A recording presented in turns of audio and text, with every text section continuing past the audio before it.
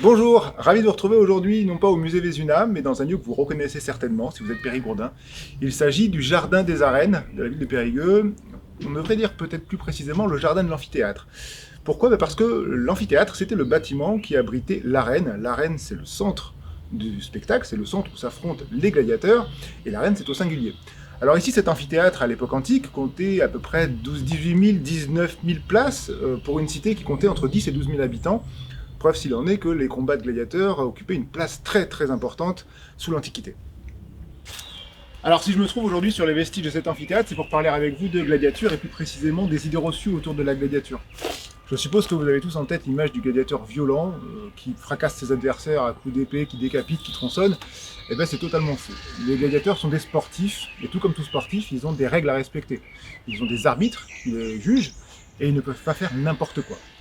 Tout d'abord, les gladiateurs ne s'exécutent que très rarement. La plupart des combats se résolvent sans qu'il n'y ait de mort, de part et d'autre. Deuxièmement, les gladiateurs s'affrontent par paire, c'est-à-dire qu'un combat de gladiateurs oppose un gladiateur contre un autre, avec au milieu un arbitre. Troisièmement, les gladiateurs effectuent en moyenne chaque année entre 4 et 5 combats, puisqu'il faut le temps de cicatriser. Bien entendu, il y a des plaies, il y a des bosses, il y a des fractures. Ça fait partie du jeu.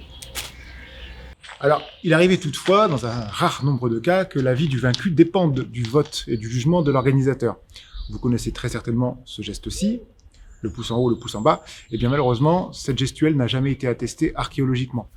Ce qu'on retrouve en général assez fréquemment sur les stèles funéraires, les mosaïques ou les peintures, eh bien c'est ce geste-là, la paume tendue ou le doigt tendu vers le vaincu, afin de lui signifier son exécution, ou alors ce geste-ci, le fait de rentrer son pouce dans son poing, signifiant le fait de rentrer son glaive dans son fourreau, et ainsi gracier le vaincu.